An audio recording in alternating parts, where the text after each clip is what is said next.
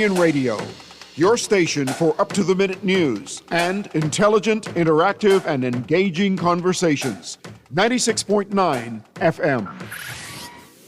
The views and opinions of the hosts and guests are their own and do not necessarily reflect the views of the management and staff of Guardian Radio. La la la la. La la la la la la la la. La la la la. I represent Bahamian people. I from Nassau, Bahamas, big up Baytown, bro. Where I from Baytown, bro.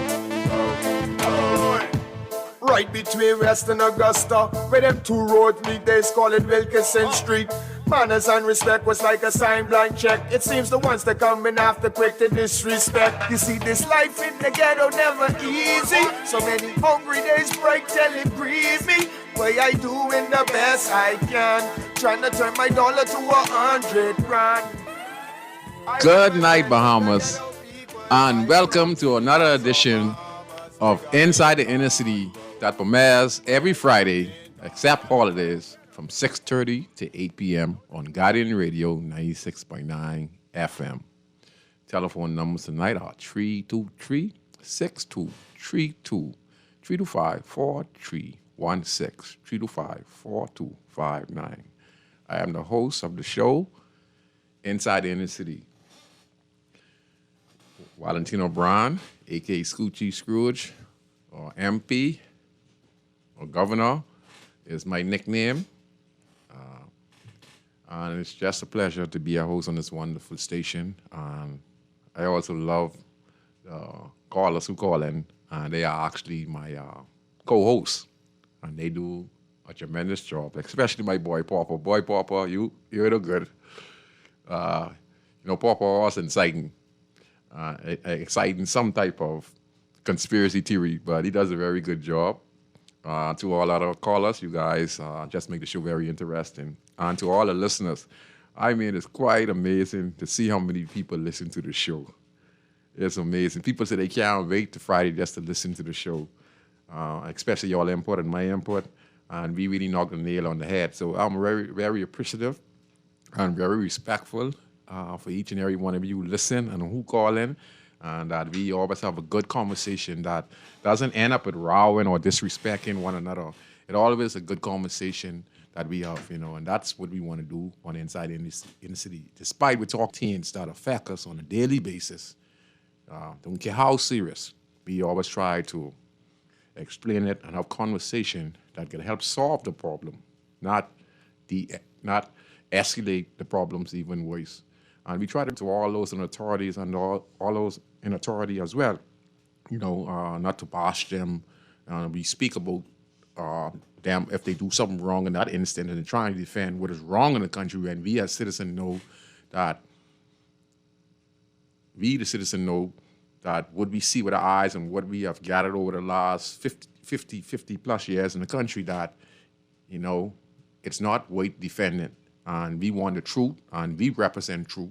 Many of the callers represent what is actually true in the country. And, we're not against the authorities, but we know that it's a systematic system in place. And we're trying not to break it. We're trying to bring transparency and honesty where we can live on a level of, how I should say, where we respect one another by the rule of law and how it's governed, and make sure it's governed fairly in the country. And it's being governed unevenly for so long in the country that everything that we've been talking about, that everything that everyone else has been talking about, everything that's been hiding in the dark has come to light. And now we are trying to fix it as much as possible. And we still have the powers to be still, trying to brush it off. But we know as citizens that we have a problem. And I'm glad that we didn't sit by and allow it to continue. We use their words, we speak on it, and then we got some evidence, and then the government itself is admitting some of the irregularities in the system that needs to be fixed. That has been affecting us, and it's affecting us in a way from the healthcare, from the employment, and from the way our country run. So it's going to be a very interesting show today. I'm going to play some clips, and then we're going to talk about the election disclosure. We're going to talk about a little bit about Sabas, a little bit about Rick Fox. We're going to talk a little bit about the Deputy Prime Minister and the $13 million increase in his, what he has increased. And I'd like to explain it. The $13 million increase in wealth. I'd like to explain that as well. I want to talk about some of the candidates who are now rectified going into the general election, how some of them achieve their wealth. You know, to show you on both sides, it is a practice. You might not see it as a practice, but it's a practice, and try to explain it as best as I can, and you guys can chip in. But before we begin the show, I'd like to do a community announcement to the U.S. Embassy and also to the Navy of the U.S. Under the leadership of Commodore Lag. They were down here today through Hay Street, Lenahan, Bahamas, pre-opening of the culinary kitchen. It's an effort to bring empowerment. We're bringing cuisine cooking to the community for the elder residents in the community. We're not just helping the young, we're also providing the elders in the community to be a part of the community so that they don't feel left out. You know, we want to make sure they stay active. In doing so, Lenahan has partnered with the U.S. Embassy, also Sandals Foundation. They are partner with a hydroponic system that we are now installed in the new facility. It's not completely finished, but our construction work is going on, and we should be finished at time the end of the year. But we do a pre-launch. We had the Edmonton Foundation also from the U.S. They brought about 60, 70 volunteers from the U.S. along with the U.S. Embassy. Again, Commodore Lag. I want to give a special thanks again to the U.S. Navy, the U.S. Embassy, especially to Your Excellency Ambassador Herschel Walker. And they were down there for a few hours. We did a pre-launch. He was walking the street. He talked to so many kids. He talked to everyone in the community, very, very sociable. Gave a lot of word of advice. He talked about he liked what we were doing in the grandson community when it comes to how we are in community by building a village. He talked about the importance of the village. You would see it probably tonight on the ZNS News. I always work in Lenahan is expanding its wings, its hands. Our tentacles is getting large in the community, and all this is to empower the community. And this is not a gesture. This is me from day one, for many, many years, pushing my effort to help rebuild my community and finding the right partners. And one of them is Lenahan, Bahamas, Ms. Sheila Pritchett, Lucas Metropolis, who I met. We started the program off with trying to the Lick and Whitey program with Sheila Pritchett. We combined those. And now we have 3 centers. And it's very beneficial to the community. We have a lot of sponsors. We're talking about the Bacardi family. We're talking about the Moscow's family, the Simonet family, the Dorset family, Ed Dorset from East Street Gospel Chapel Church. He was the coordinator today. We had students from various different schools there as well who talked to the Ambassador Herschel Walker. We had many residents from the community who were actually talking to the Ambassador. It was a wonderful occasion. It's about building progress, building with the community, making the community better, bringing access to the community. And this is what we are doing as an organization. With my leadership as the community leader, I put ideas together. I go and find the right set of people, and then they do their thing. They get their connections, and I just let them go. I just be a part of what's going on, and I'm seeing that Lenahan is making a tremendous change in the community. So again, Ambassador Herschel Walker, Commodore Lag, the Edmonton Foundation, Sandals Foundation, and again, also to the ambassador's wife, Mrs. Walker, was very, very nice. She was also very happy to be in the community. To the soldiers that was there from the U.S., I want to give a special thanks to all those who participated in the pre-opening of Lenahan Bahamas Culinary Kitchen on Hay Street. It was a wonderful, wonderful vacation. You know, I'm always the one that is always be the protector. So think about this. I'm in the Bahamas, right? And I am an ambassador in my community, right? Not a government ambassador, but a Bahamian ambassador because I have guests from around the world. Now think about this and why I say the country can change and we can make the country a better place. This U.S. commando, Lag, right? He was here and the U.S. ambassador, Herschel Walker is his boss. Herschel Walker has bodyguards, okay? His bodyguards were referred to me, and I was walking the ambassador from the event to the ribbon cutting. Think about that. This Commodore, he has a warship that is parked out there, somewhere out there. Must he flew in on a helicopter or whatever it is. Listen to this. He is one of those who participate in that regional protecting the Caribbean under Donald Trump regime right now. He is one of the leading sub-lieutenants, commander, right? And I was protecting him in the community. I was protecting the ambassador, okay, to make sure they are safe. And we had also Bahamian police, but two Bahamian police there who are part of Lenahan Bahamas, who we recommend. And one was sent just to be there to make sure protection was there, but we didn't need no protection because we are the protection. So think of that. You understand? You know?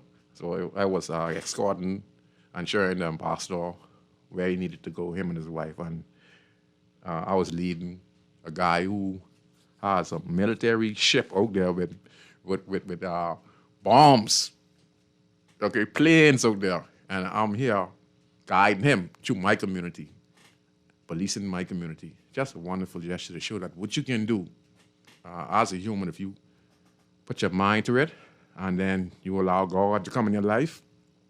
You don't be a jealous person or envious person. You should be a person who could get along with people, and that's what I am. I could get along with anybody, and that's why people love me so much, and that's why we're making so much progress with Lenahan Bahamas.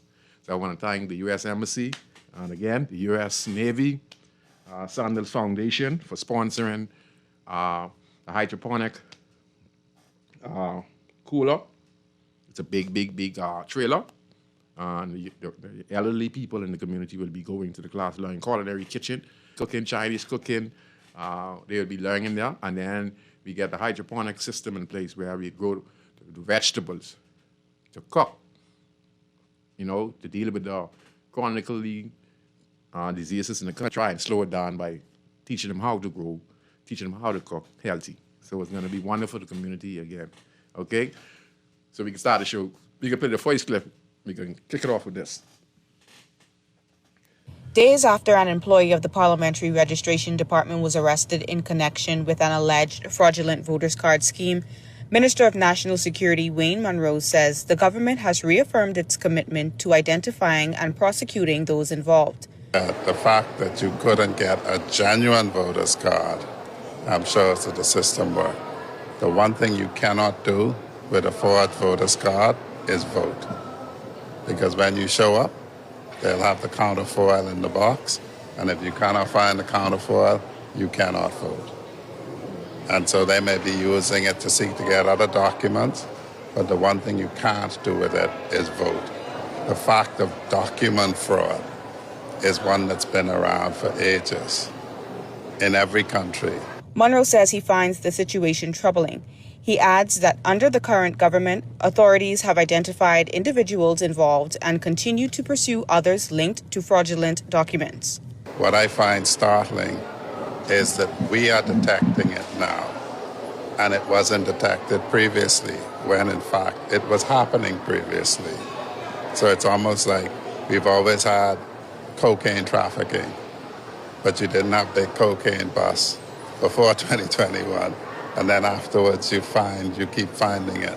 So every time we find a document that's not properly done, that shows that we're catching the bad guys. He says the government has made further commitments to pursue and penalize persons found in possession of or assisting others to obtain fraudulent documents, warning that those involved will face heavy fines or imprisonment.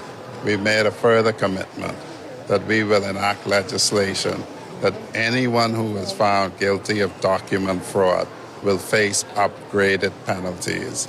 That wouldn't necessarily apply to people who have committed offenses before the act is passed, but certainly it's anticipated that that will happen early in the next term, and anyone then messing around with our documents will face a maximum of 10 years imprisonment. The fine, I believe, is up to $50,000 or both. Reporting for the Guardian News Network, I'm Arnika Bannister. Oh, Lord. Please excuse me. Like I say, we speak on things that we know what is happening in the country. This is not a talk on the Minister of National Security. It's for this comment based on evidence that we receive, what we knew was happening. And all due respect to the Minister of National Security, that he is a highly intelligent individual. He was one of the top lawyers when he was a lawyer. You have to give up that. And he has taken that into politics. He has been very successful. He's one of the top lawyers in the country.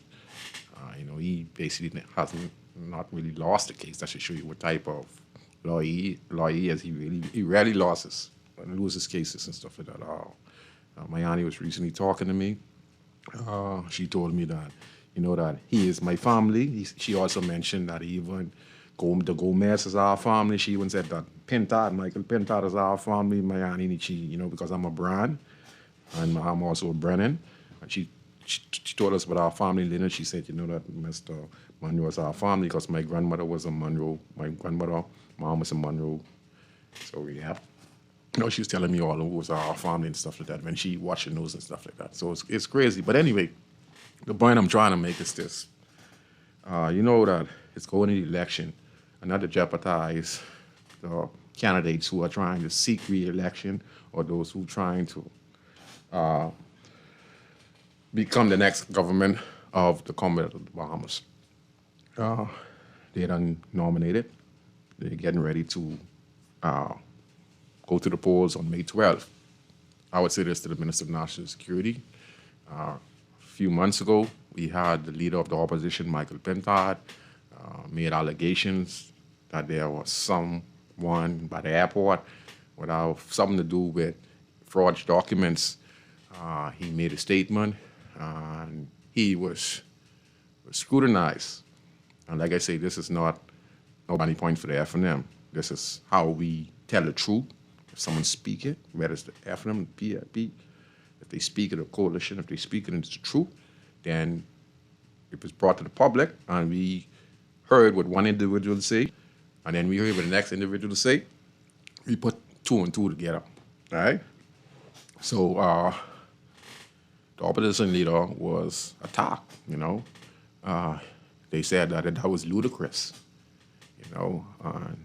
They denied it, especially the Minister of National Security. And like I say, this is not for him not to be re-elected. It's up to the people of the Bahamas decide if they're going to allow each particular MP that's running for a constituency or on a party. It's up to those constituents decide if they're going to mark PLP or they're going to mark F&M or they're going to mark coalition or they're going to mark independent. So everyone has their own decision. But at the same time, we like to speak the truth because we have to fix the Bahamas, like Graham said. So now, the government attacked the opposition. They said, if you have the evidence, blah, blah, blah. Well, a few weeks later, we see there was 96, close to 100 persons before the courts that was being charged before the courts or are before the courts for fraudulent matters containing national insurance card or false passports and other documents, okay? So now we know as Bahamians, we don't have the evidence, but we know what we see in the streets. We know having conversation in the barber stores, barber shops, by the bars, etc., on the streets, in the food store, and everywhere we walk, we knew. But, we don't have no evidence because, we don't have the power to investigate. The authorities have the power to investigate unless someone go and use the fraudulent documents. Then, the government now is asking us if we know anyone with fraudulent documents, give them a call. They wasn't saying that before. It was kind of denial. And now we have here, now if given the next chance, in the next general election, they would put $10,000, well, how much? $50,000 fine, I think, imprisonment as well. Could go, depends on the severity of the forgery, means and how serious the forgery is when it comes to the documents and stuff like that, how the court is going to pursue the matter, how much time they're going to give you. I think it ranged anywhere. He said years, and then got high fine up to $50,000.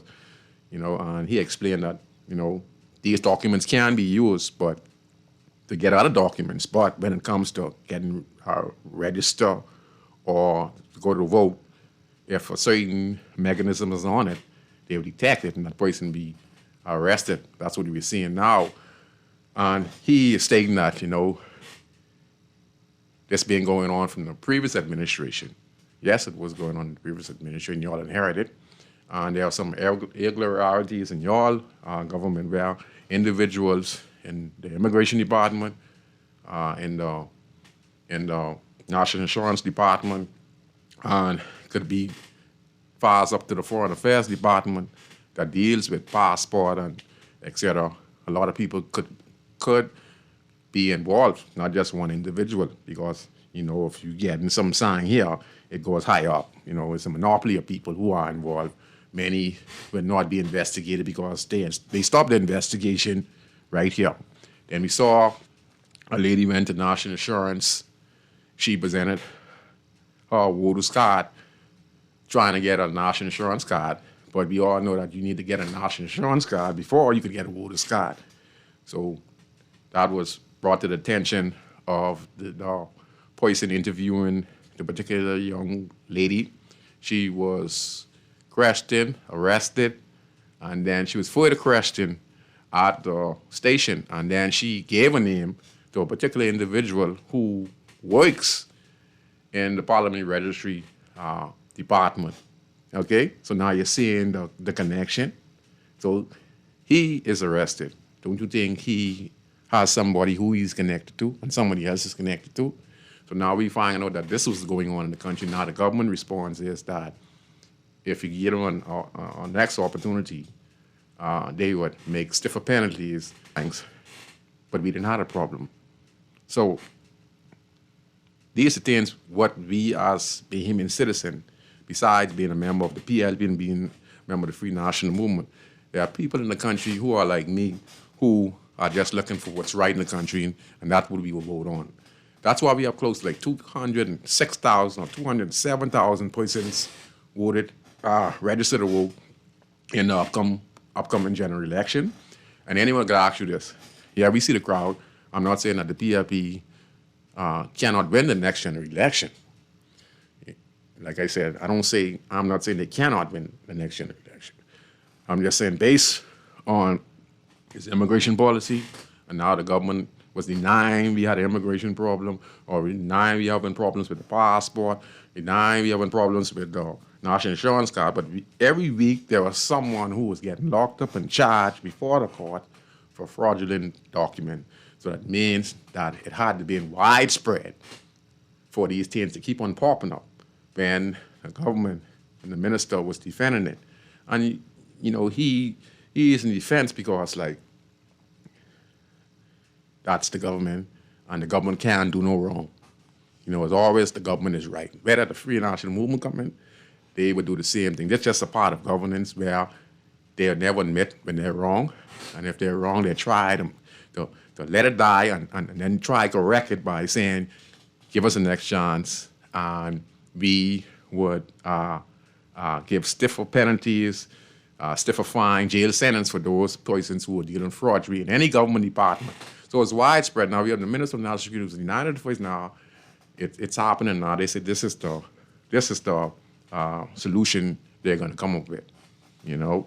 So to us as Bahamian, we already knew that. So it gives much to think about for us as citizens who are not a part of the party structure, who are just Bahamians who vote on the leader, the members, if the party is telling the truth, if the party has invested enough with the major investments in the country, if is it a trickle-down effect that reaches the less fortunate. We have heard about the progress that's been happening in the country, but the fact of the matter remains the same. The fraudulent documents is one of the main reasons why so many Bahamians got registered to vote in this upcoming general election, May 12th.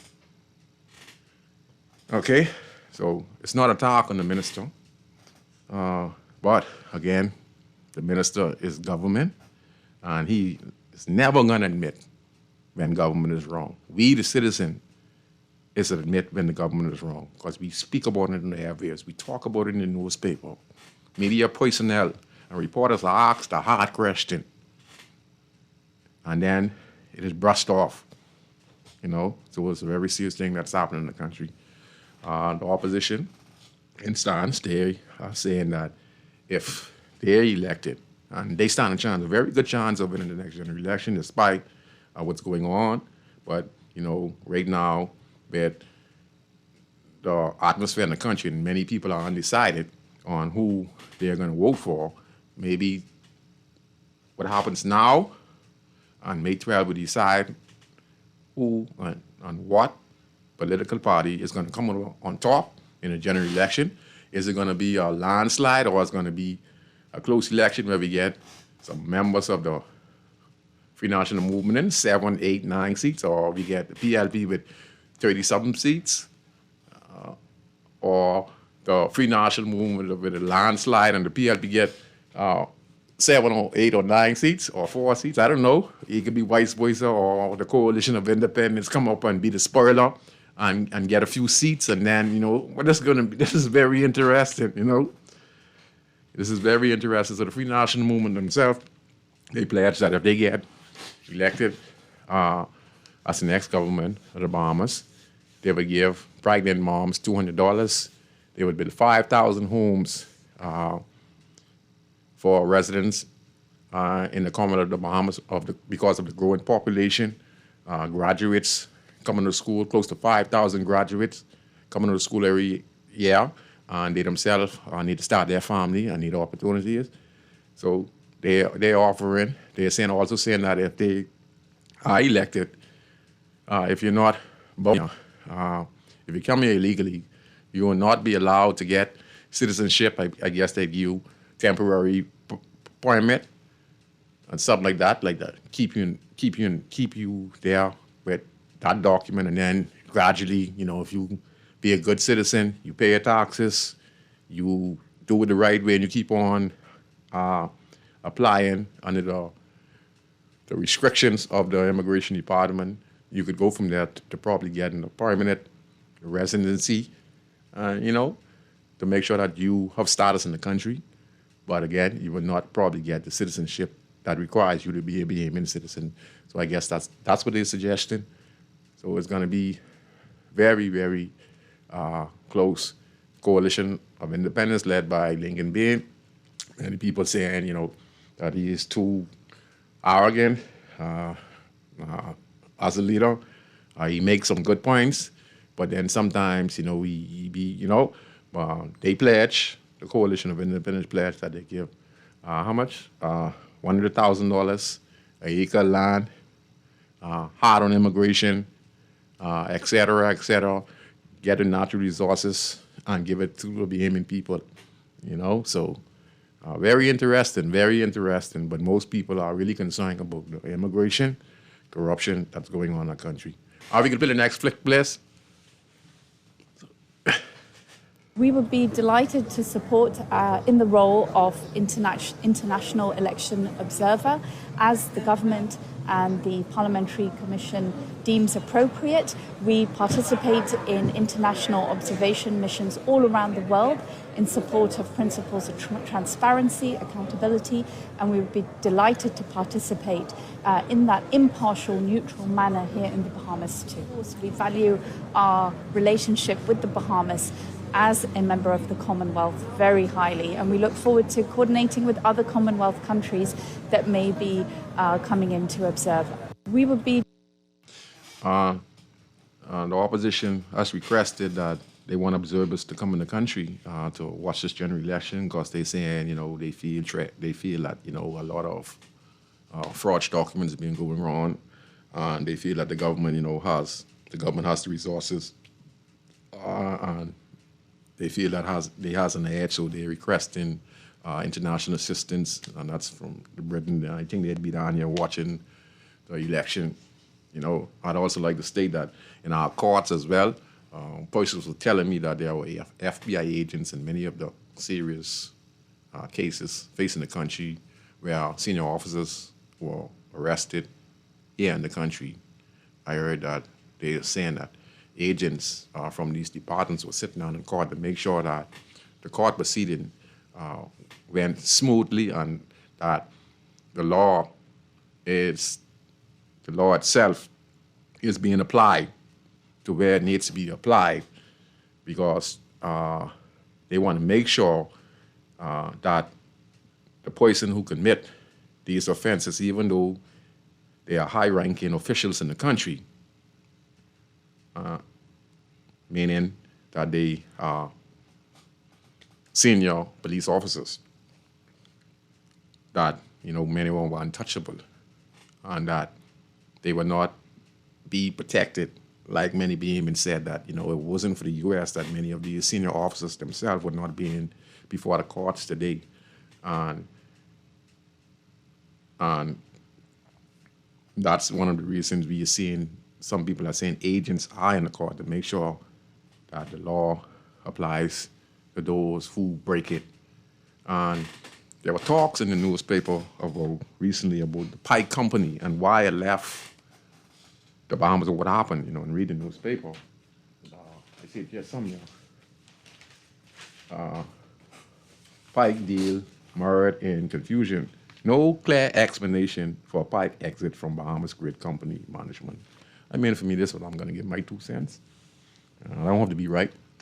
I feel that when the Pike employee who wife should give birth in the next 3 months, the gentleman who lost his life here at the hands of an officer of the senior officer of the Royal Bahamas Police Force, he would not see his baby born because his life was taken by the hands of a law enforcement officer from the Royal Bahamas Police Force.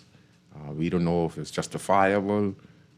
That was stated previously when we listened to the news report. We saw a senior officer on news and saying that the bike employee who was in the truck, the officer himself who was the shooter, she stated that he was in fear of his life, and that's why he just charged his firearm. And the young gentleman's life, who is a tourist and also a contract worker here, with partnership from both the Bahamas government and the U.S. government to help improve the grid in the Bahamas to make sure that we can provide power in case there's a shortage. They put some new system in place. They were cutting down trees. They were on time. They were making the system smooth. And they just abruptly left. And again, they left because, after the incident with the shooting, I was reading on Facebook, half the staff already left. As soon as that individual was shot and killed, the case is brought before the court.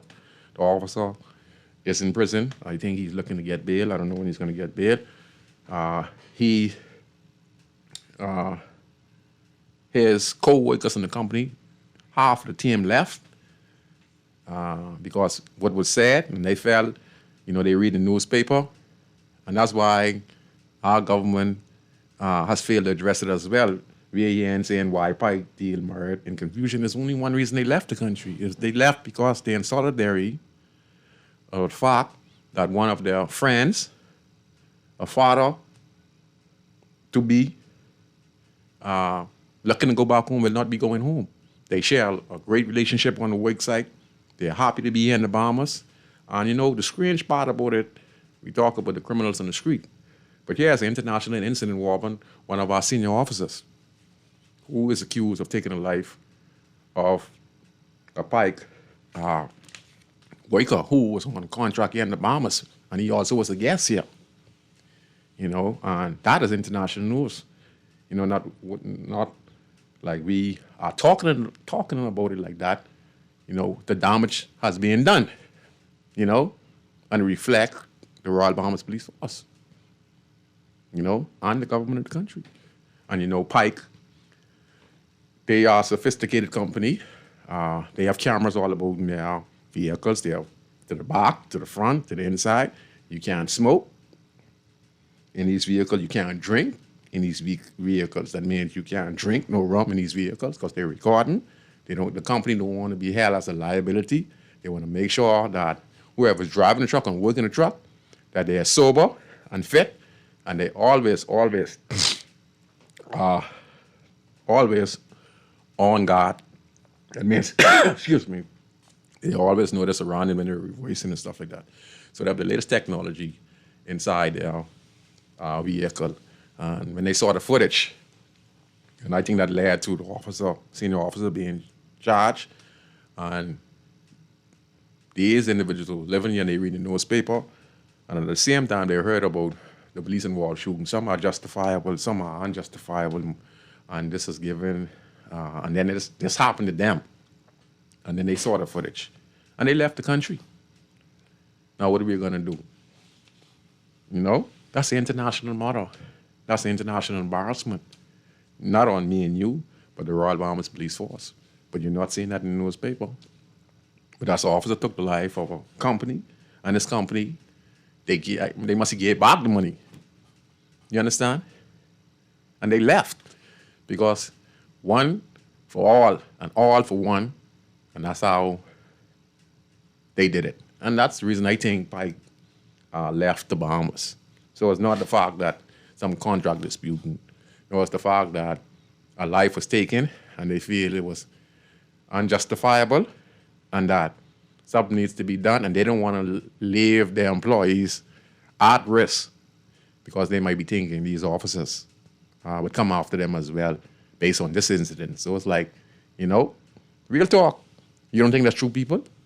Okay, I got that. Okay, I want to talk about that. We have one more clip. We can listen to the last clip. Garden Hills. I've been blessed with many opportunities over the years, from the NBA to entertainment to business. But why is that important to you? Simply put, I've got the codes. The codes that unlock capital, the codes that will connect our people to real opportunities, and the codes that turn potential into real progress. I know how investment moves. I know how deals get done. And I know how to bring that all home to Garden Hills and to the Bahamas. So, while others are now busy counting my money, I will simply focus on how to build yours. My commitment is real. I will not be taking a salary. Instead, we will be building an investment engine for our community. I'm here to serve full-time and to make sure Garden Hills is no longer left out of the global economy. And here's exactly what we're going to do to deliver that. We will invest in our people, our seniors. Through a founder's card, we will take care of the people who built this community. Through our youth, we will invest in opportunities for them. Through 10 college scholarships annually, we will mentor them and create real pathways forward. We will support our small businesses. We will invest in them yearly with 25 grants of up to $10,000 each for entrepreneurs and small business owners. We will invest in our creatives. We will build a fully operational media and technology studio where our young people can create, produce, and earn in the global digital economy. I will use my connections in Hollywood and New York to make sure there is a steady stream of TV, movie, and live productions that Bahamian businesses and actors and actresses can participate in. We will bring healthcare directly to you, not miles away, right here in our community. We will have a dedicated ambulance and mobile health clinics scheduled regularly, a pharmacy with access to prescriptions and medicines you need when you need them. Because a healthy economy starts with a healthy community. We will create opportunities and jobs. We will build a place you can walk into and connect directly to work, to business, and to growth. Where opportunity is not something you chase, it's something you can actually feel and access. We will build a home for youth development, a large-scale athletic training center where our young people can train every day with real coaches, real programs, and real pathways so that they don't just dream. They get trained, they get seen, and then they get their shot. We will restore our natural assets. We will restore Harold Pond as a protected natural asset for this community. It will be clean, safe, and it will create a space for families, small businesses, and real local activity. And finally, we will fix the foundation. Cleanliness, infrastructure, drainage, roads, lighting, not as a favor for political supporters and allies, but as a standard operating procedure for every family that lives on every street in Garden Hills. This is not a campaign promise. This is a contract between me and Garden Hills. On May 12th, we vote. And then we take our country forward, starting right here in Garden Hills. God bless Garden Hills, and God bless the Commonwealth of the Bahamas. Wow, very, very interesting. You know, for me, these are things I've been preaching for many, many years. You know, I've been a part of many governments. I've given my free consultancy to many individuals who are in charge of urban design lab. Samantha Roll, Ms. Roll, who now is Ms. Linda Roll. She is now with the Life for Key Foundation. We did some work in 2013, and you know, I'm in the city community, and I know what the community needed. And one thing I preach about is the stuff that Sabas is doing in Fort Charlotte, and the creativity that Rick Falk wants to introduce into his constituency that he's running for, you know, being on the ground. And I know what the community needed and what they're talking and what they're doing. Sabas is doing it. Rick Falk is has on his campaign pledge that if he is elected, but now Sabas is doing it. And like Rick Fox saying, if he's elected, he's willing to put $10 million there, use his Hollywood influence connections to help the people of Garden Hills, you know, so that I want to see happen in all the constituencies in the country. You know, kudos to Mr. Sabas, Mr. 469 million. You know, there were a lot of talks about Mr. Fox, you know, and I always said this to people, you know, don't judge the book by its cover. We should know that people in the NBA, they know how to invest their money. So many people were saying that he had no funds and he was a broke guy. No. Persons in America know how to invest their money. His earnings, I think, was 20-something million in the NBA, but that's old money. That's a lot of money. The millions back in the day is worth 10 times the money today. So that was plenty money back in the day. He was able to invest in many different businesses. But besides this, he acted in many different movies, nearing living also off that as well. He also gets a lot of endorsements for, you know, his face and stuff like that when the movies play and stuff like that. You get incentive. So all that, he has grown an empire, you know. He said that he had 469 million, and that's asset included. So, you know, for the community, Fort Charlotte, Garden Hills, Exuma with Chester Cooper, $1.4 million. $1.4 billion investments he got invested in Exuma and the Norman communities. He is doing similar to what Sabas is doing, similar to what Rick Fox wants to do, similar to what Chester Cooper is doing, similar to what I'm doing in my community now. Let me tell you my estimate. Okay, let me see now. $469 million. He pledged to do community work like what Sabas is doing. He wants to bring ambulance. He wants to bring healthcare to the people in the community. The same thing I want happen in Grandstand. I want us to have our own personal ambulance. I want us to get the nurses and stuff like that to go door to door. Or if we build a clinic in that community, or if we have the nurses going door to door with the latest health tips, health guide, teaching us what we should be eating if we get this particular respiratory illness, what we need for it, what we need to take for it. Go door to door, but make sure that they paid the right salary for the actual work. Going door to door, have an ambulance. That means if the ambulance will respond for that particular community. So, like what Mr. Fox's suggestion, respond to people in Garden Hills. If you build a ambulance ramp, could be a fire station as well.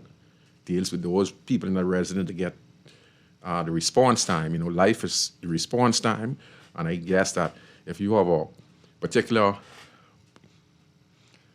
place, a station set up, where you have your ambulance, your fire truck, you could get to that individual real quick, because it takes about 30, 40 minutes for the ambulance to leave from Princess Margaret Hospital to get to Garden Hills.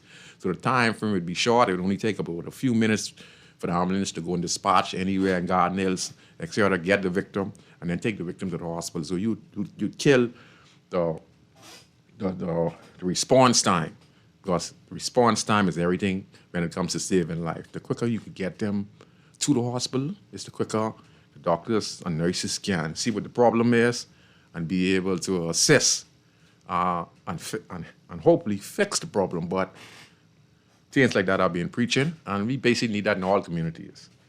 So we have here the boss estimated $28.9 million. He also stated that he has $150 million on the side. That's for family matters. Rick Fox has $469 million. That included investments. We have Chester Cooper at $28 million. We want to talk about this $13 million increase. That's the big talk. Let me tell you how much money you get. Couple hundred, and I'm doing the same thing. Like Tully Belena in Bahamas. I got the right. I got the right set of people. They trust me. They believe in me. And we have a center up and running. We have 3 centers in the millions. So you could do some things. I ain't right. Understand? I only get a couple hundred, couple thousand, couple hundred. I struggle with one day when my restaurant open. I did the talk, but I'm rich. I'm rich by helping my community. I'm rich because I'm making a lot of people. I'm helping a lot of people. I'm helping the kids. I'm helping the old people. So that's real wealth. That's the wealth to me. But now I got to get some of this paper now, so that's why I'm trying to finish my restaurant and go from there. But like I said, I've made major investments in my community. Just like the Sabas, what he's doing now, I've been doing it for years, probably longer than a lot of people in the country. So it's going to be great. We're going to talk about the $28 million. Mr. Chester Cooper. Chester Cooper's doing it for a phenomenal job on Exuma. Hotels, airports, rent their own homes, small business, to name a few. So now people talk about the $13 million. They just recently had to disclose their wealth, and he's one who disclosed, and he had 28-point-something million, so they saw a $13 million increase. And many people, would like to know, well, did he get it? How did he get it? How did he get this increase? Has to be something to do with his position as the MP for Exuma. So this is my 2 cents on it. Okay. When you're doing business and you're getting investment as a member of parliament, the PLP, the FNM, and then if the coalition was able to get in there too, and they governing the country, These are things for white people. Sometimes it ain't all about corruption. Sometimes it's just about goodwill. Right? Let me explain. When an MP goes out there and he's negotiating for, just say, he's the second man in charge of the government, so he has access to customs, he have access to immigration, he have access to BPL, he have access to all the major departments in government, not like the rest of the MPs who do not. Mr. Watson, them, who are junior ministers, they don't have that leverage like a Chester Cooper or Fred Mitchell or the Prime Minister. They have all governments under their wing. So what happens is when they go there and they get investors who come into the Bahamas, and Chester Cooper's a businessman. Besides, he owns Gulf Union, he owns many different, before he went in politics, he was done a millionaire, I guess. Very good, smart businessman, but he is also a community leader. He knows some of the things that Exuma needs. So he went out there and used his position as a deputy prime minister and as a tourism minister to go out there and bring investments to Exuma. And that's why we're seeing hospitals. We're seeing airports, we're seeing hotels being built, we're seeing low-cost homes being built, renter home being built. So what he does is, when he goes to these investors, there's something in it for them as well. And they need to get them merchandise probably come to. This is what I'm saying. You need merchandise to come to customs. You could get a little lower price. He'd say, look, I could get you to get this come in the country, blah, blah, blah. This will take some of the expense off because it's going to be beneficial to the Bahamian people. We're talking about blocks, we're talking about sheetrock, we're talking about sand, and etc. So it breaks it down tremendously for the investor because now, you get a little pass with customs.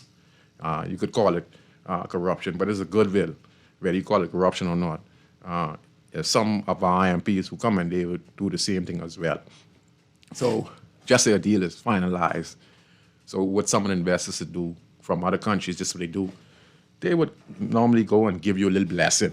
Say, thank you for doing business with me. This is on behalf of us. He has $1 million or $2 million. And that goes on behind the door. Then you get some who demand certain things. Some investors would give you this because you did goodwill, you break down a lot of expenses for them coming in the country.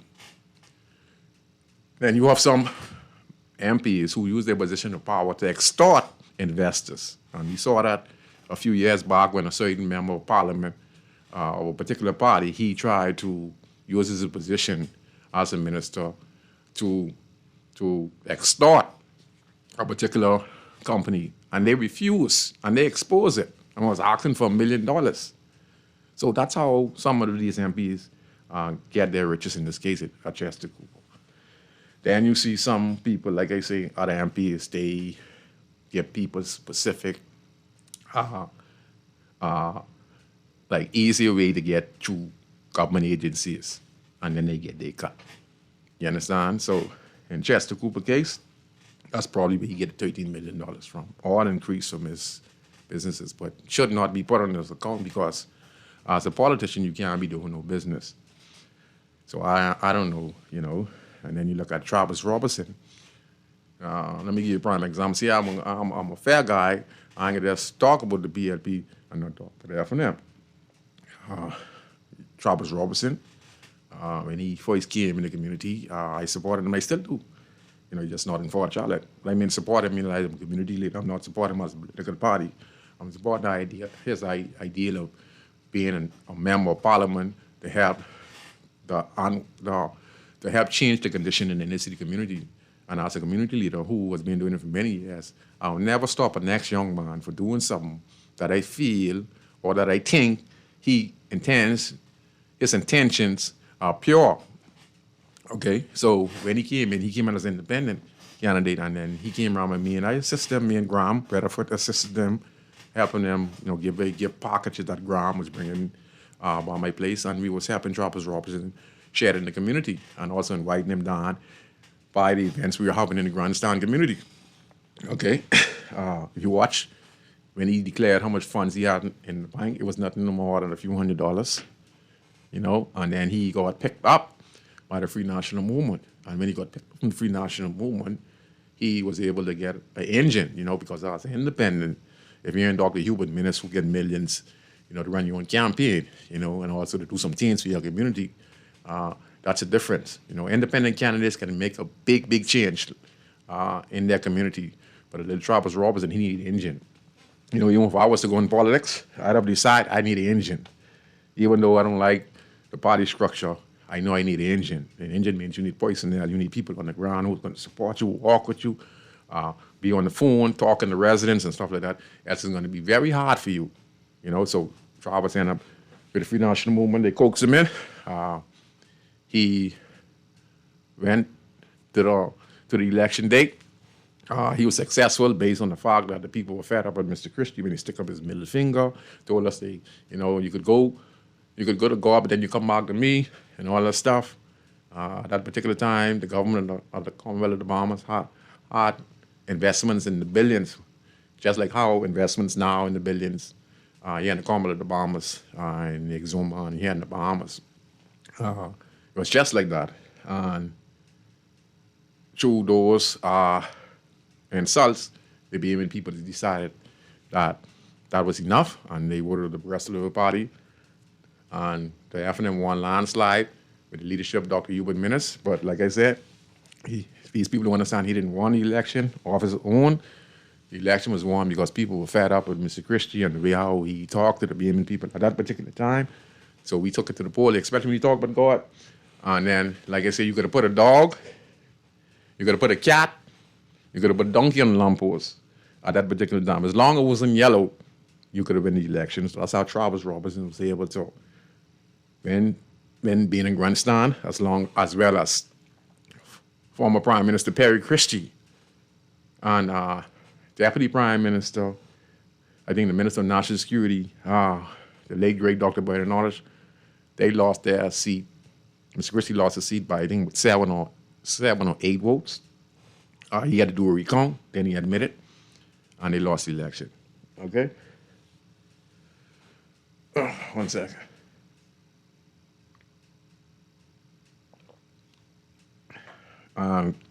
Like I said, he lost the election. So, it's going to be very, very, very interesting in this general election. Oh, wow. Let me get it. Yeah. So, it'll be very interesting. So if you're listening, you want to call in, you can. 323-6232, 325-4316, 325-4259. And like I say, so I can't even remember what I was talking about. Sometimes I get so much into these shows. And I have so much work I've been doing, I stay working. So, yeah. So the 13 million, like I was saying, and that's how many people are. Travis Robertson. Yeah, I get it now. So Mr. Robertson, he ran in politics. He had a few $100s. He got the engine up for the big sponsor from somebody in the party. Gave him close to $500,000. He was able to campaign with that, and he was able to be successful. He went in there as a poor young man. Now listen, we want to see Bahamians uprise in this country. This is not a shot on Travis Robertson. I'm just trying to show you the process on how MPs end up with funds. You're looking at the 13 million increase with Chester Cooper and et cetera. You're looking at the $1 million from Michael Pintard, $1 million increase. That's what they're saying, And at the end of the day, when Travis finished his 5-year term, they didn't finish 5-year term. They did an early election. I think they did 4 years, 4.5 years. They did an early election. Just like how the PLP called it early election. The election's supposed to be around October, so he called it early election. Travis showed his estimate. And it was like, I think, if I'm correct, $400,000 or something like that. So you think about that. And it could have been more. So how do you think he inherited that? He inherited that by people coming to him. And then you have some people who respect you as an MP, And then you would find ways to milk the money that is in the constituency, you would find somebody to get a little cut out of it, you know? That's what is be going on, you know? And he ended up with that inheritance. So if you're looking at it across the board with two parties, that's what most MPs do. And like I say, in Chester Cooper case, he is different. I mean different, I mean that when you do investments and you sit down with companies and you make it easier for them and you reduce their spending, they would give you funds as incentive. And then some companies would want to buy you and corrupt you just to get what they want. And they get mixed up with MPs who don't care about the country, who sell it out the country.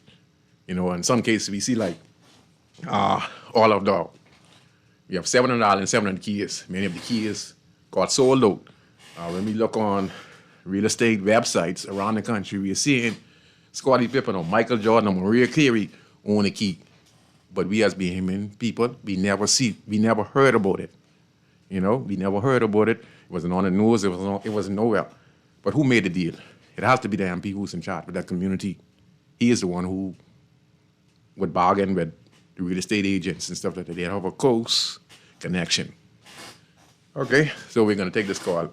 Go ahead, caller. You're on Inside the Inner City. Hello, my brother. Hey, good night, good night. Excellent. Listen, now that you bring up this topic, I was talking to someone and they indicated something to me. Do you know where the money when the government gives them their monthly, which bank account that goes into? I think someone was telling me it actually goes into the MP's bank account. Yes, it does. Responsible to disperse, and that ain't right. Yes, it goes to that account. To the MP's bank account. Are you supposed to have a separate bank account? Could that be why some of them showing so much money in their bank account? Yes, as well, because they can take a little snipe and know that. And that ain't right. Because now they got to account for that. They got to actually show where that money came in and then it went out. Yes, sir. No, man, that's something right. You're supposed to separate your personal money within your name from the constituency. Set up a separate constituency account, but you confirming that that's where it actually goes. I mean, I can believe that when I heard that. If not, could you? I know you know some fellow MPs. Could you find it from them exactly where that money goes? The Treasury send them. Yes, but I know I will ask. But I know the MPs get it, and they get like $15,000. They get $120,000 or $150,000. I think it's $120,000. But Brad should say $500,000 now a year. Yeah, wow. He just said that. They constituency getting $500,000, wish they was getting $1 million. Yeah, and that's what I've been pushing for them. Yes. Yes. And that's a lot of money, brother. Yes. And you know how tempting that is, or you co-mingling fun. Accounts will tell you ain't supposed to mix up money. Well, that co-mingling, you can get yourself in problems. Yes, sir.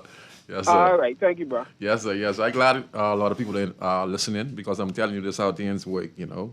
This how things work in the country. And the caller was making a valid point right there. You know, he's talking about the constituency money. They get like $15,000 a year. And that's why you see a lot of things don't really be happening in the community because sometimes these MPs, they hold back this money and they use for their own personal value. They do one little feeding program there, take some cameras, and, you know, they'd have like $15,000 spent. So if that is $15,000, they say, you know what? But I ain't spending no $15,000. I ain't too sure if I get reelected, and I need something for myself. Even though they're getting a salary like $80,000 or $90,000 from now, salary as being an MP and sniping. So they say, look, y'all, but let's go get some hot dogs, some burger, take some pictures, eh? And then $50, spend one little $4,000. And you still keep on 11, that just for that month. But this will just be going on in the country. So I like the fact that Rick Fox, when what you says, if he's re-elected, I don't know if he's going to be successful in God knows. But it gives food for thought because the money could go to someplace else. You know, go ahead, caller. You're on Inside the Inner City. Blessed, Scrooge. Yes, brother. Give thanks and praises. Yes, sir. I got to come in early, man. We need a conversation offline, but you see that brother we just called us now? Yes, sir. Enough respect, you know. Yes. You see that youth there, right? I used to listen to him, you know. Mm-hmm. He really has some good ideas. Yeah, he's a smart young man. But what thing is, what I like is what he said, right? You know, my favorite word is BS, right? We got to say the initials, right? But, yes, sir. But you know, I'm hoping. Well, you know, I won't call and ask Lang this. You see, because you know I got to hear that from Lang, right? And that's the quickest place to find that out from. Lang is the sincerest when it comes to this political infrastructure and his experience. Let me see if I should say it because you and I know we are very ignorant about a lot of things when it comes to the inner circle, right? Yes, sir. So now, for me, well, you can't unbar up the way. You got all kind of executives moving through the inner city. Yeah, you know. Yeah, man. I like that. You know, I like that, man. But, No, I never stop. I can continue. Yeah, but me and one of my brethren who's coming to show up and hang with me, he, like a couple of years younger than me, right? Yes, sir. I got some serious information, some serious whistleblower thing there, you know. Yeah. Squishy. Sure, you wouldn't believe what's going on, man. I got some thing down in the hospital, you wouldn't believe it. But anyhow, I want you to see it, but we don't have to put it on the news. Yes, sir. But when it comes down to what the young man was talking about, because I mentioned it, I can't remember if I talked with Lang or somebody I talked to in Guardian, and I was saying if the, through Lang I learned that the allotments of the money, the funds to the community, right, is given in increments. It's not just put there in one lump sum, No, right? $15,000 or something like that. And so the fact that the young man raised a serious concern just now, right? See if it's going to their bank account. So we don't know the amount, right? And that's scary because why would you do that? And then you see, not saying in every community, but in some communities, nothing is being done. But you're still incrementally getting the funds, dispensing this money to the said community or person or whatever, account, whatever. Which for me is BS at its finest in the 21st century. You see what I'm saying? And it's frightening if that is the model that they're going with today, given the fact that Mr. Strawn is always talking about local government, et cetera, and we see the shortcomings and the neglect within the inner city, I should say. You see what I'm saying? You see some of the swings and the different infrastructure that they have on the parks. They could cut you. The sun is not being. It's decrepit at best. It's not maintained. And even as I pass your area where we see the whole of the camp, nothing being done with that. A lot of areas where there's a lot of dilapidated buildings that something could be done, right? Yes. And just a general cleanup. The brethren make a joke the other day on the radio, say the MP didn't even have the rat poison. But the amount of rat them he's supposed to come through. Like right now, I won't get a big 55, them big bag of dog food for 60 pounds. Yes, sir. I won't get one of them and just dump it around. Because these rodents can't on too bad, but the people ain't seem to see nothing wrong with this Squeezy. Yes. You understand what I'm saying? We have a rodent problem and all communities. Yeah, but go ahead. I want you to keep up the works, but yes, sir. When you hear from me, right, you ain't gonna believe what's going on, Squeezy. But we got a network, but some things is better kept secret. You know what I mean? Nassau is a small 21 by 21. Somebody knows someone knows someone. But give thanks still, you know. Yes, sir. Yes, 50. That's 52. Thanks very much to 52 and the caller who was doing a tremendous job. And again, our problems are not being met, This is not a shot on Mr. Watson. I think Mr. Watson is doing the best that he can.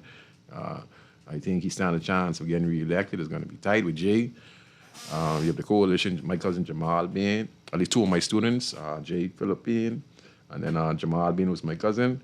It's going to be tight down in there. How's the edge? I don't know, but we have a problem in our communities. Places like Fort Charlotte, being in Grandstand, I understand Camp Road. We have a rodent problem. We have a dialect legal problem. We have unrestricted,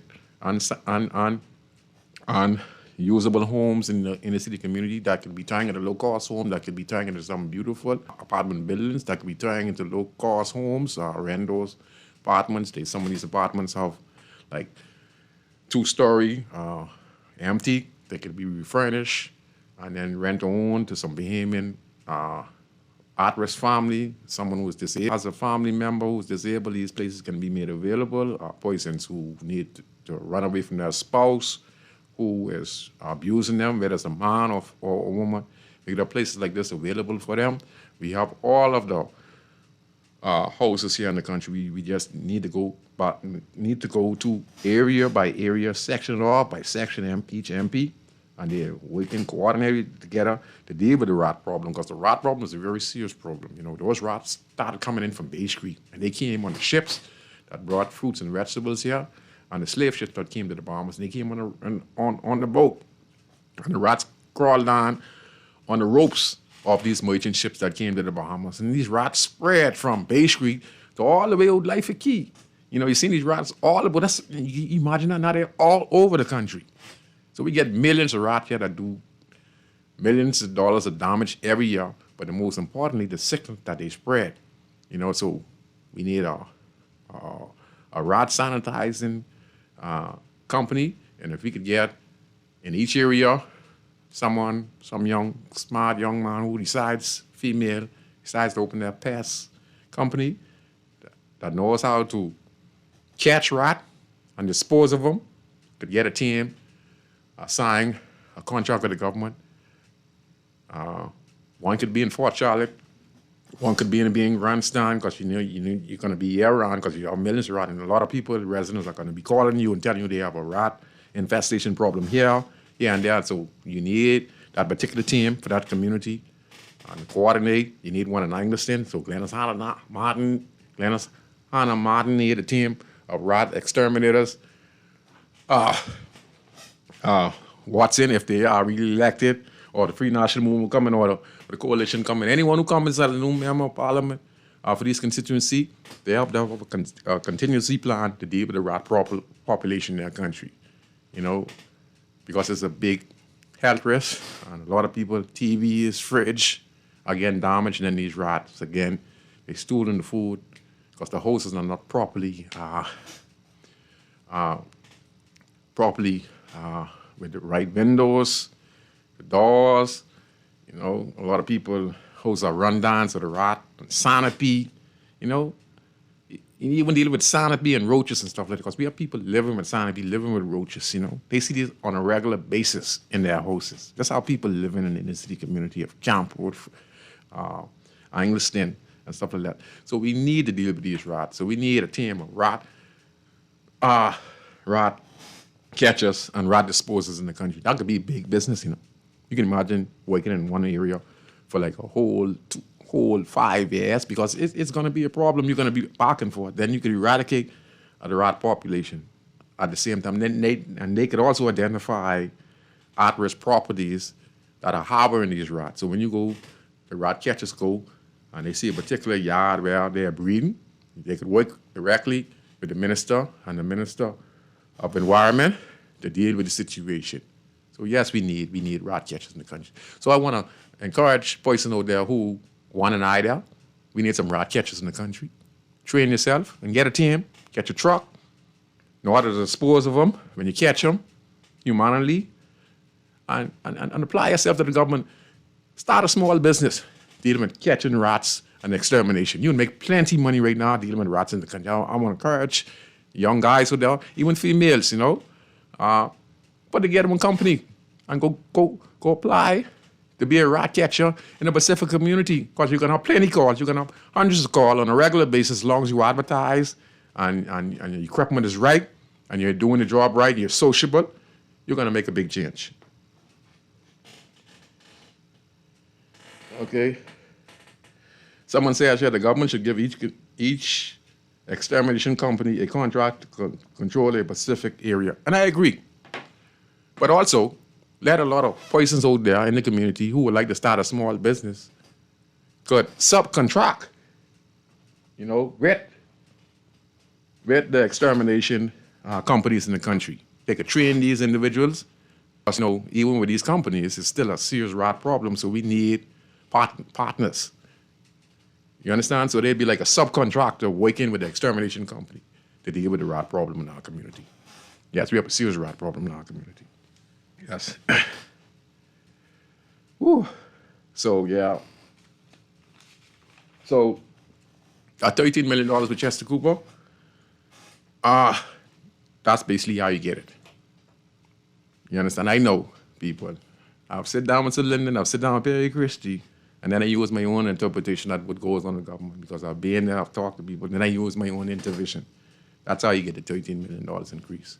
You get that as an incentive by making business easier for the business investors that come in the country, and there's pleasure. Just like in the NBA.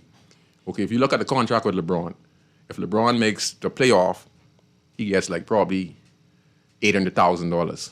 If he makes it to the NBA final, he gets like $1 million, just like the player. So you get incentive for doing good. So anytime you do business, anytime you work with companies that are doing business in Exuma, and he make it easier for them, and he save them money, they would personally give you this, off the record. That's how you wonder how all these politicians get rich. Ask yourself how former Prime Minister, the late great Sir Lyndon Pinland, got rich. Wasn't he rich? Did you think he just got rich of a regular salary in Parliament? Let me ask the question. Do you think the late great Oscar Salinan Pillin got rich off his salary that he earned for 25 years in the Commonwealth of the Bahamas? Do you think former Prime Minister Perry Gladstone Christie, if he wasn't the Prime Minister of the country, you don't think he'd get rich off being the Prime Minister and use his position of power to achieve that? Take a look at the former Prime Minister, Hubert Alexander Ingram. He is probably richer than all of those guys right now. How did he get it? Yes, he's a lawyer. Yes, Perry Christie's a lawyer. But how did he get it? The connection they use from the government to make business easier, to make the procedure easier, and people get them incentive. Hubert Ingram, those guys who weigh over 200, 300 million people. Trust me when I tell you that, because we have the discussion. Trust me when I tell you that. A lot of people get a lot of money in this country, but they get it from their position as Prime Minister, making things easier. Some, they sell out to us. Some, they sell out the country, and now we are paying for it. Like, let's say, when we talk about how Hubert Alexander Ingram, the leader of the Free National Movement, he sold, Bahamas Power and Light, where the company got 51% and the government got 49%. You don't think he cut out that?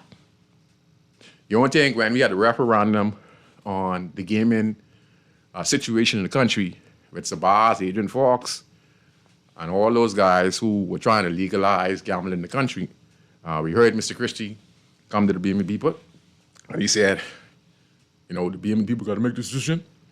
If the BME people say no, then we're not going to pass the gaming license in the country. And boy, the BME people went to the poll, and the people say, no. Prime Minister said, that ain't a real thing, and pass the legalization of numbers in the country. How much you think he get out of that?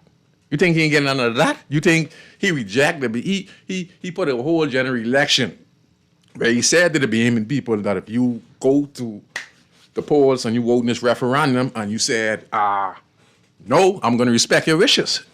Yeah? Mm-hmm. Boy, when you look at, listen to Mr. Christie say, look, y'all, how much them number boys bringing in? So I don't know if Simon Wilson was the financial director in the Ministry of Finance. He said, boy, chief, his estimate, these guys are putting like close to $500, $600 million. Yeah. So you think he wanted me and you and B in town and Mason Edition, when Sabas and Fox and these number boys, them and Flowers, them pulled it in 600 million. But the whole bid in Grandstand, I mean, we worth more than that. Now listen to me, we ain't no money is worth more than us in being a Grandstand. But the real money means Sabas worth more than the whole in being Grandstand when it comes to funds. He have more money than the resident, than the 40,000 people who live in the being Grandstand. Sabas has more money than all of us in the community. Now, he deserved that. I'm just trying to make a point. You understand? Same thing like Rick Fox, if that is the estimate. He passed the whole of, what's the community he running for? Chester Cooper, 28 million. Some settlements, but they weigh more than enough. So that's why, when Mr. Christie said that, he said, boy, hold on, you think I remember the people? I'd rather lose this election. Why do you think he want to lose the election? Why do you think he went against the people will? Why do you think he went against the church? How do you think he get all that money? Mr. Christie is a multi-millionaire. Where you get it from? That's your money. That's our money. Where do you think you get it from? You all think about it. If these guys go in politics pro and they get his position, it's opportunity is there. Where do you think you get it from? Mr. Christie is a multi-millionaire as well. He's a guy who probably worth over 150 million. Where do you think they get it from? Huh? Huh? So both sides, they get incentive. And some, they sell us out. Some get it by doing good business with companies. And then some try to use extortion. I don't know the right way. They're not concerned about how it affects the country. They settle the part of land, mess up the reef, knowing that it's going to mess up the reef, mess up the Bahamas, destroying the Bahamas. You think they worry about that? They worry about the money that they could get to put in their pocket to go deal with their family and their sweetheart. You understand? So don't let one fool y'all. Huh? All of them you see going there, some going poor, and some will come get rich, and some start off with nothing, and they multi-millionaires. All of them. PLP and F now. Huh? Take this last call. Go ahead, caller. You're on Inside the Inner City. Hello. Hey, good night. How you doing, man? Very fine. You know, Scrooge, right? When I look at the number, man, right? All of them, right? You know, some are doing better than the others, right? But you all see they're doing extra well, like, we know who they are. Right? You had one that says that the government should tax them more. You know what I'm saying? And you see, this is the only country in the world that I know where you have legal numbers, private numbers. You understand me? Numbers all over the world. I know. Come and could correct me, but I'm sure that I'm correct, and that the numbers are run by the state, the national lotteries, Las Vegas. right? The casino. New York, and Yes, yes. all the various states. Yes. The country of the United States of America. Not no private individuals. You see, so all the numbers, all the money, they could do all the spinning, and, whether it's, the machines and whatever, digital or, they let them do that. But numbers it belongs to the government, you see. And what we have in this country, right, is a laissez-faire government. We have a conservative government, where the government doesn't do anything. They just privatize and everything and let the private sector, you know what I'm saying, give the private sector the economy and depend on them to employ us and do everything. But my question is, why is the government still bloating the public service? What are they doing? What is there left of the public service to do? You remember when we used to have when all the garbage men used to work for the government. You see, all the beaches and public government workers. Yes. You see, so all of this privatization thing, that doesn't help us. That helps a few. You know what the privatization coming and saying? The same government officials switch around and get these companies. They see the money in the garbage collection and put the company in their name, and then the government, the taxpayers, pays them the company, and then it goes. Right. You understand? That's how the increase gets. That's what these are.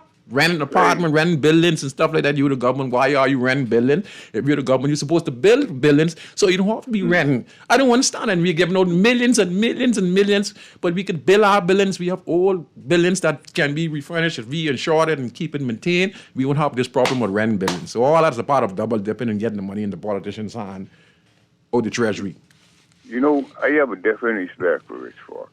I respect rich folks. You know why? Yes, sir. Rich folks didn't make his money off the government or the people. No. He made his money from the NBA. Movies. And good investment. And then real estate investment. Yes. See, them number man, they make their money from us and then go around and reinvest in real estate. Yes. That's it. You understand what I'm saying? Yes. And I didn't get all the details on what Rich Fox said he's going to do. He said he's not going to collect any salary. No, he's not going to collect any salary. And he's going to put $10 million down. $10 million he's going to put down to help improve the community, and that's just a part of it. And he's going to build facilities in his community. Ambulance. Not no parks and things where these people got to go. You know what I mean? With proper coaches and the like, with pools and baseball fields and box. You know what I'm saying? Ambulance and fire. With coaches. Yes. That's, you know what I'm saying? That's a real, what you call it, a constituency. These things I've been pushing for. You know, I've been talking about these things, so I'm glad that it's in the hands of these politicians. That's how you make change. That's You see, like a couple more money spent in beaches and parks, right? Yeah. Come on now. You can imagine how many gymnasiums they could have built and pools, that kind of money. Well, you gotta give the party supporters contracts in order for them to support you. That's where the money goes. That's where the money went. All the guys you see on the road cleaning up and painting the streets wall and that's where the money go. That's beaches and park. But they giving it to poisons on the streets and stuff like that, contracts to keep the government motor going so they can get support for the general election. That's how it go. You know, that's why it's so high. You know, they employ, beaches and park employ thousands of people in this country. So it's used as a mechanism to empower people, but also used as a mechanism to empower the party's people so that they could get workers to vote for the government to say the government is doing a good job. You know, that's how it goes. You know, it's a sad situation. They're helping people get contracts feeding their family, but sometimes the contract goes to one or two individuals of that party, and the money does not trickle down the way it's supposed to trickle down. So it can be a good thing, but it also can be a liability. Okay? I just hope you enjoyed the show. I'm Valentino Bryan, host of the talk show Inside the Inner City that premieres every Friday at 6:30 to 8 p.m. I hope you enjoyed the conversation. We talk the real story, and I appreciate each and every one of you who listen to Inside the Inner City. And listen, I'm a highly intelligent guy, and I can tell you exactly what is going on. You know, when they speak about things, I know how they got their money. They get their money by either doing good to the companies that come here to invest in the country, helping them with the customs, lower customs, immigration, getting their documents sorted out, probably even giving them citizenship. No, I forget about this part. They might be even getting a passport. Permanent residency might be a part of it as well. So you never know. Maybe some of these expats who get these beaming passport, maybe some of them came with these companies years ago, and that was part of the deal. So you know, we might get a little for, you know, I'm just saying, you got to think about it. That's what's happening. So I hope you enjoyed the show. See you guys next week on Inside the Inner City. God bless. Bless up my friend Elroy, and to everyone, enjoy your night and have a wonderful, wonderful, wonderful night. Right between West and Augusta, where them two roads meet, they call it Wilkinson Street. Manners and respect was like a sign blank check. It seems the ones that come in after quick to disrespect. You see, this life in the ghetto never easy. So many hungry days break till it grieve me. Way I doing the best I can, trying to turn my dollar to 100 grand. I represent the ghetto people. I Nassau, Bahamas, big up in town, bro. Where I from, Dayton, bro. Don't take no back talk, no bribe or no joke. If you find fire, you definitely find smoke. Dayton, bro. Where I from, Dayton, bro. In town, I say up and running. Caliban say my show, boy, don't ever give in. 7 years of farming, watch the crops them coming.